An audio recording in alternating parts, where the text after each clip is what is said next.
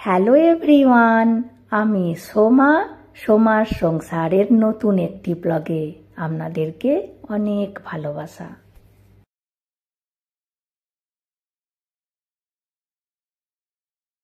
সকাল 9:30, বাচ্চাদের জন্য খাবার রেডি করছি।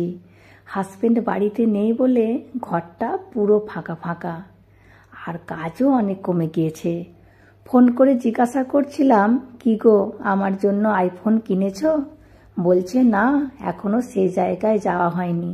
দেখছি করছে, কি জানি নিয়ে আসবে কিনা। যাই হোক, আর আজকে স্কুল থেকে বই দেবে বলেছে মেয়ের জন্য। সকাল 9:30 থেকে দুপুর 3:30 পর্যন্ত টাইম দিয়েছে। ভাবছি রান্না বান্না খাওয়া দাওয়া করে সেই সময় 3টে নাগাদ যাব।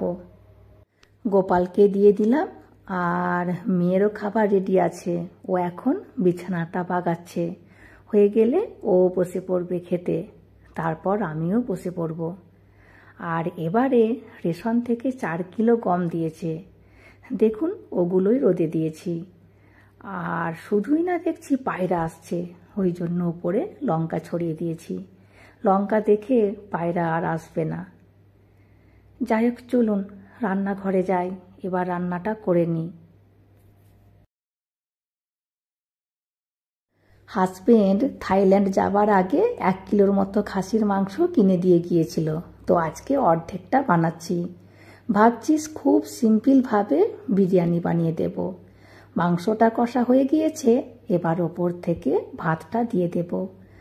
আর ওই কেওড়ার জল, গোলাপ জল, আতর আর একটু ঘি দেব, আর ওই একটু চিনি দিয়ে ঢাকা দিয়ে দেব।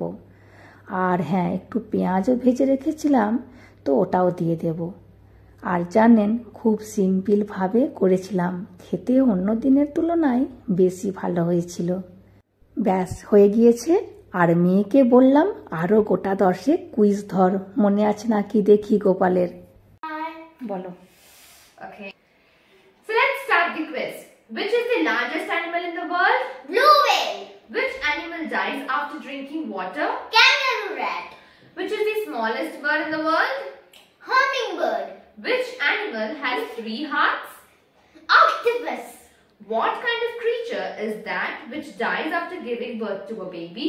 Scorpion. Which animal can see even with its closed eyes? Camel.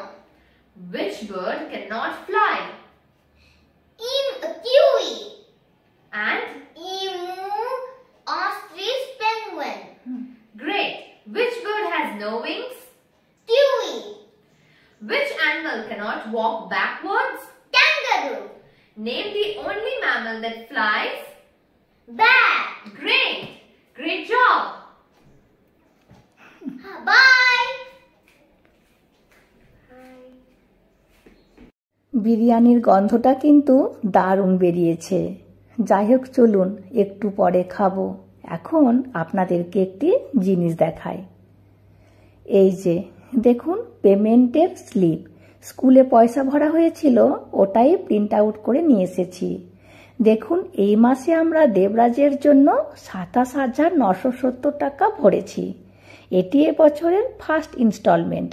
আরও একটি বার ভরতে হবে, ওই জানুয়ারি ফেব্রুয়ারি করে, তখন একটু কম ভরতে হয়। ওই এখন যতটা ভরেছি তার থেকে 7-8 হাজার টাকা কম ভরতে হয়। মানে ধরুন, টোটাল দেবরাজের জন্য সারা বছরে মোটামুটি আমাদেরকে 46 কি 47 হাজার টাকা ভরতে হবে।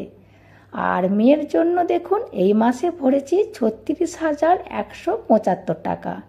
এটিও কিন্তু ফার্স্ট ইনস্টলমেন্ট। আর সেকেন্ড ইনস্টলমেন্ট ওই 8-10 হাজার টাকা কম ভরতে হয়। তো মেয়েরও সব মিলিয়ে ধরুন বছরে প্রায় 65 হাজার টাকা ভরতে হবে। আর এই পেমেন্টের নিয়মটি শুধুমাত্র ছেলে মেয়েদের স্কুলের জন্য। বিভিন্ন স্কুলে বিভিন্ন পেমেন্ট দিতে হয়, কোনো স্কুল বেশি নেয় আর কোনো স্কুল কম নেয়। আর এক দিদি ভাই কমেন্ট করে জানতে চেয়েছিলেন এখানের স্কুলের কেমন বেতন, ওই জন্যই আজকের ব্লগটি বানানো। আর এই স্লিপটি আমাদেরকে স্কুলে নিয়ে যেতে হবে। এই স্লিপটি দেখে আমাদেরকে বই দেবেন। সত্যি বিরিয়ানির গন্ধে কিন্তু গোটা ঘর ভরে গিয়েছে। দাঁড়ান আপনাদেরকে দেখাই কেমন ঝরঝরে হয়েছে।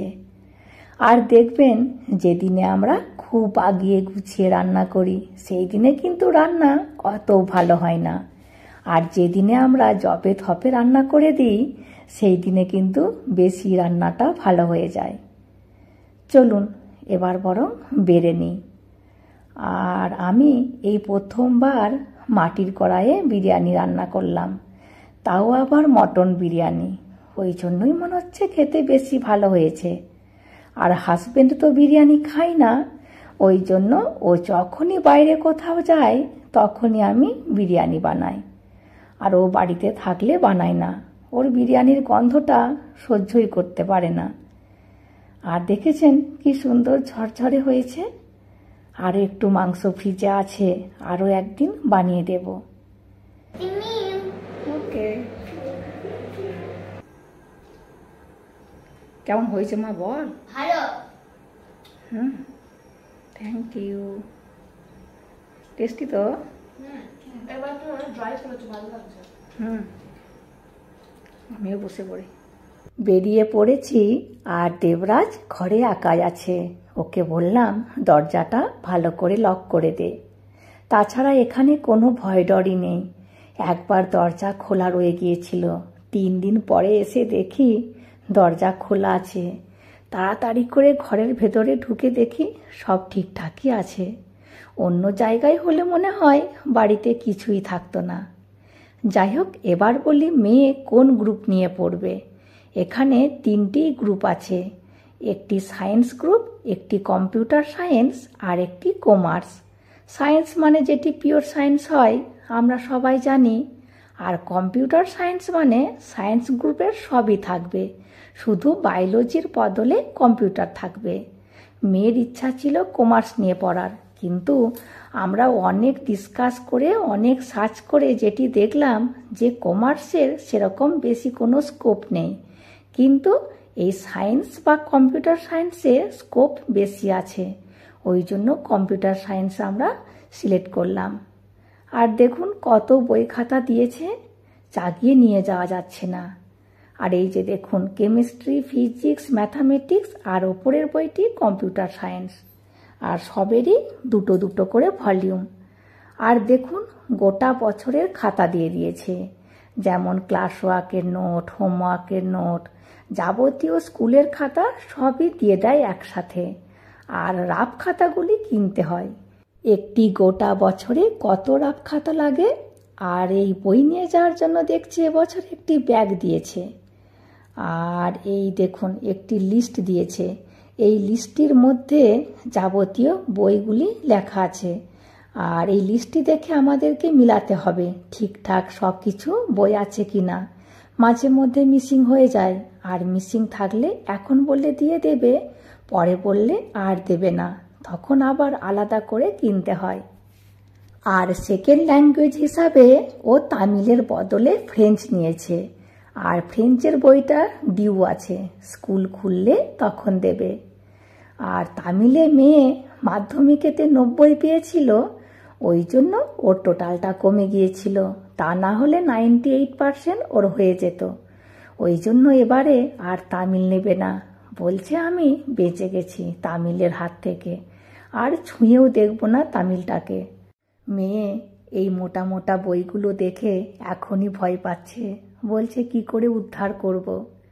আর বলছে এবারও টিউশন নেবে না, নিজে নিজেই ঘরে পড়বে। আমারই এখন ভয় পাচ্ছে কি করে ও উদ্ধার করবে। যাই হোক, দেখা যাক টিউশন বিনা কেমন পড়ে, তা না হলে একটা টিউশন দিয়ে দেব। দেখা যাক, পরের কথা পরেই হবে। যাই হোক চলুন, আমিও ভিডিওটি আজকের মতো এখানেই শেষ করছি। চলে আসবো পরের ভিডিওতে। হাসি খুশি থাকবেন, সবাইকে হাসি খুশি রাখবেন। আর যদি ভিডিওটি ভালো লাগে please like, comment and share করে দেবেন। আর অতি অবশ্যই সাবস্ক্রাইব করে দেবেন। Thank you. আমরা চলে এসেছি।